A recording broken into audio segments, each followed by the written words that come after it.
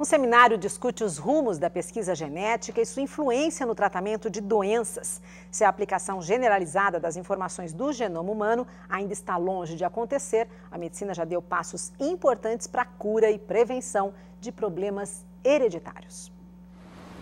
Só o Hospital AC Camargo, em São Paulo, atende mais de 1.000 novos casos de câncer por mês. A chance de cura da doença é de 90% quando o diagnóstico é precoce. Nos laboratórios do Hospital do Câncer já é possível diagnosticar a doença antes mesmo do surgimento do tumor. Os médicos utilizam a técnica do sequenciamento do genoma.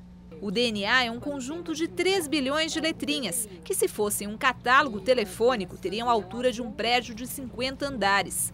Essas letrinhas contêm as instruções para o funcionamento do organismo.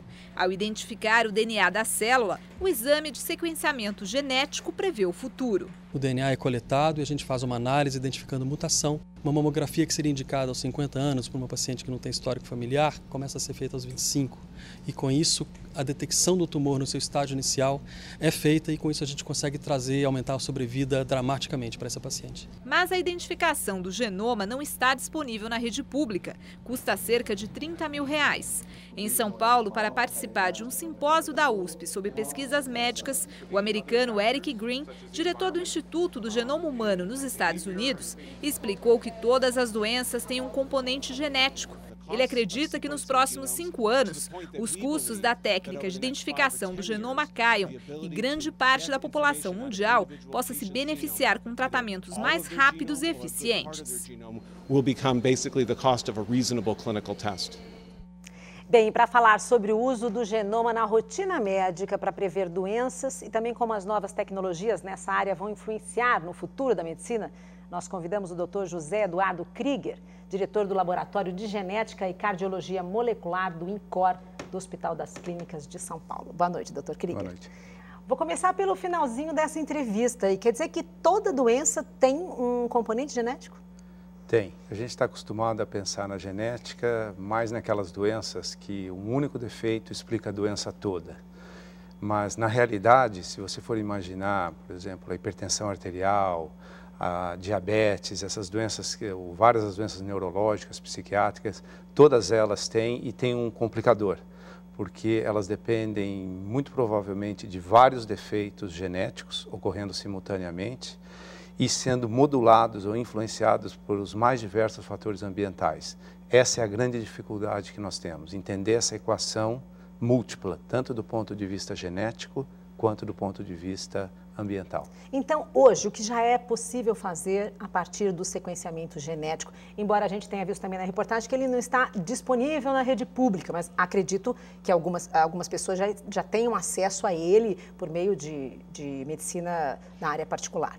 Na realidade, o grande problema é que mesmo que ele tivesse disponível, e vamos dizer, aquela previsão que o nosso colega americano, que é diretor do Instituto Genoma, fez de que em 5 anos talvez a gente tenha, por exemplo, a possibilidade de sequenciar o seu genoma ou o meu, nós não vamos ter o que fazer com esse resultado hoje, porque nós não entendemos muito bem aonde estão essas variantes genéticas naquela sopa de letrinhas e mais importante, o que elas significam.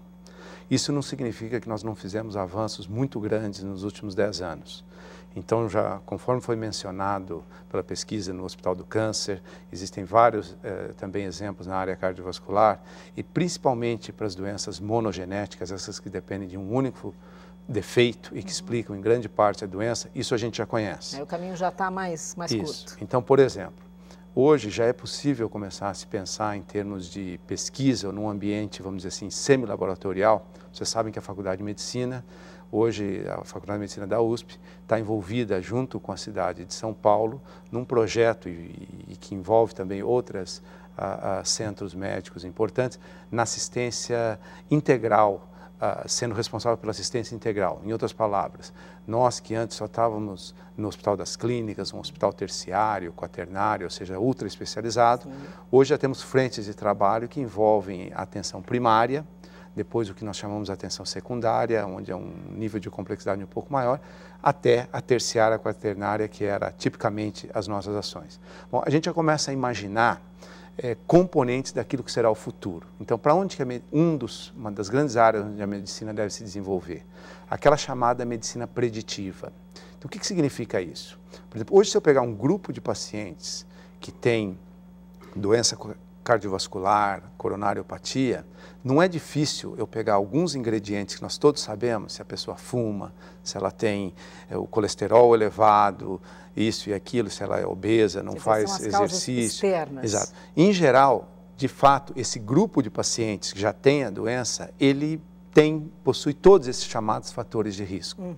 O que nós queremos fazer no futuro, e nem sempre é percebido, é que eu gostaria de saber, antes da doença se manifestar, se existe alguma assinatura genética, ou quais são as assinaturas genéticas, onde aumentaria o risco da pessoa desenvolver essa doença. Então, isso é o que a medicina quer fazer. Então, essa preocupação com diminuir o custo da gente poder sequenciar o genoma como um todo e principalmente entendê-lo nos próximos anos é o que vai dar origem a essa chamada medicina preditiva antecipativa. Mas essas descobertas, elas auxiliam mais no tratamento daquela pessoa especificamente, já que cada um tem o seu código genético, ou isso pode levar a uma prevenção mais em massa? Vocês podem, a partir disso, descobrir substâncias ou métodos para que você possa cuidar dessa doença em todas as pessoas. Exatamente, ela pega todos esses componentes, mas a gente poderia, só para ilustrar, dizer que, por exemplo, uma doença como a hipertensão arterial, que hoje a gente sabe que a prevalência é muito alta, quer dizer, há uma grande chance de você ou eu desenvolvermos a doença ou alguém muito próximo de nós ter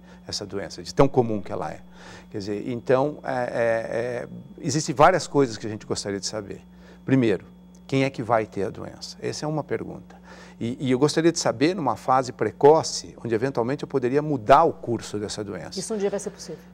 Eu espero que sim. Então, essa seria um dos aspectos. Um segundo aspecto é, muito bem, o indivíduo já tem a doença. E nós todos sabemos que um paciente que tem hipertensão arterial, simplesmente baseado em dados epidemiológicos, ou seja, o que acontece com as pessoas que têm essa doença, nós sabemos que muito provavelmente elas vão morrer em decorrência de um acidente vascular cerebral, um derrame, ou um infarto do miocárdio, ou uma insuficiência renal. A gente chama que esses são os 3 órgãos-alvo. Só que se eu tiver 3 pacientes aqui na minha frente com as mesmas características, eu hoje não disponho de nenhum instrumento que permita saber com certeza, não para o dado populacional, epidemiológico, mas para aquele indivíduo, quem é que vai ter aquele ou aquele outro defeito. Entendi. Então a gente imagina que isso vai acontecer. E finalmente o terceiro componente é esse do tratamento. Quer dizer, nós hoje temos um grande número de drogas que permitem que a gente diminua a pressão arterial do paciente, mas esse tratamento é feito numa tentativa e erro.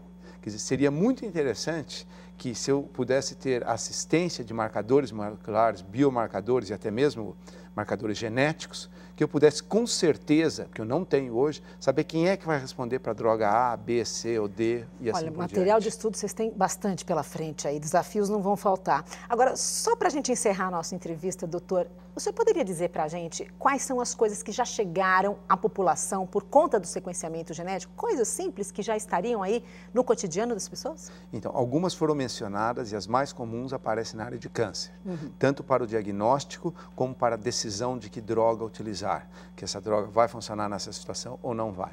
No caso do sistema cardiovascular, existem também algumas coisas. Por exemplo, a anticoagulação, que é necessária em várias situações de doença cardiovascular, ela não pode ser feita nem de mais e nem de menos. Porque se eu anticoagular demais, o indivíduo vai começar a sangrar, e se eu anticoagular de menos, ele vai poder trombosar, ter um infarto e assim por diante. Então, hoje a gente já conhece algumas variantes genéticas que podem ser facilmente genotipadas e que contribuem. Existem hoje estudos multicêntricos sendo feitos, inclusive para saber se isso pode ser incorporado na clínica. Mas esses são alguns dos exemplos onde a gente já tem esses testes. E talvez o mais importante para a população geral também, em algumas situações onde o colesterol está aumentado e por um único defeito, a gente já sabe 1 ou 2 alvos que normalmente têm esse problema e os genes já podem ser sequenciados a um custo relativamente baixo, ainda não está disponível nem na rede pública e nem na privada, mas nós já temos estudos que estão testando a viabilidade para que isso seja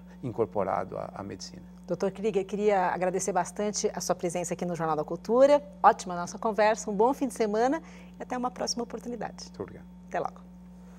Despertar a atenção da criançada na sala de aula não é tarefa fácil, mas tudo pode mudar com um pouco de música. Sem perceber, alunos da rede pública de São Paulo já aprendem a língua portuguesa cantando.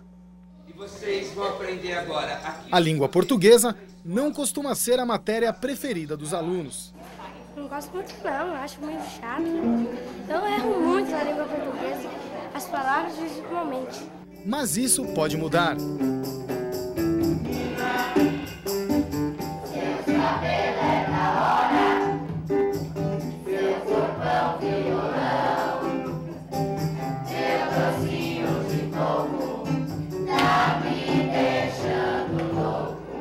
Acredite, essa é uma aula de português. Depois da música, vem a explicação. O que é mesmo adjetivo? Qualidade. Quando ele disse que o cabelo da mina é da hora, ele está dizendo que o cabelo é bonito ou feio? Bonito. Ah, então da hora é como é mesmo? Aquela adjetivo. 50 alunos de 9 a 14 anos de uma escola pública de São Paulo experimentaram a novidade. A aula faz parte do projeto Língua nas Letras de Música, uma parceria entre a Secretaria Municipal de Cultura e a revista Língua Portuguesa. A música ela proporciona trabalhar com o repertório já do indivíduo, com o universo cultural dele, com as situações linguísticas que ele conhece. Fica muito mais fácil ele descobrir que ele já sabia a língua portuguesa. Na aula, com 1h30 de duração, são estudadas 10 músicas brasileiras, que vão do rap ao samba, passando pelo rock e pela MPB. Se tiverem mais crianças, a gente faz um repertório mais infantil. Se for um público mais adulto, a gente pega um repertório mais antigo, de acordo com o público da aula mesmo. Dá para ver que a garotada aprovou um novo jeito de aprender.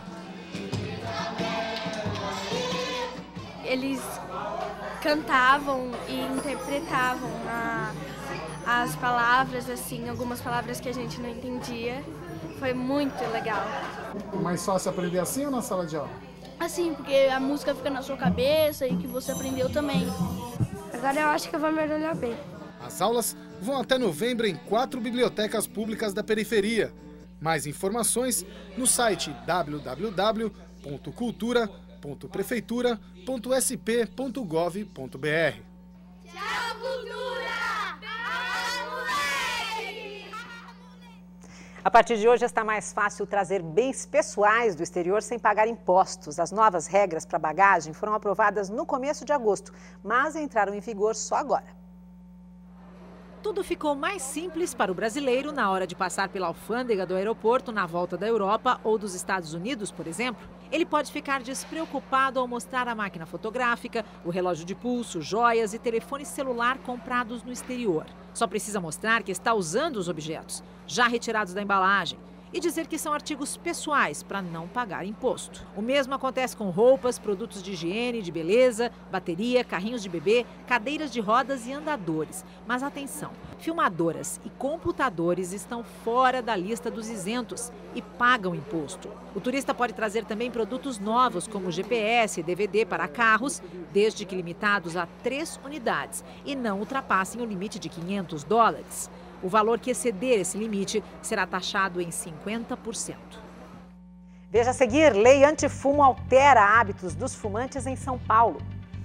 E o presidente do Equador diz que não haverá perdão para o levante policial e militar em instantes. Que atacam a seus próprios concidadãos, que abusaram.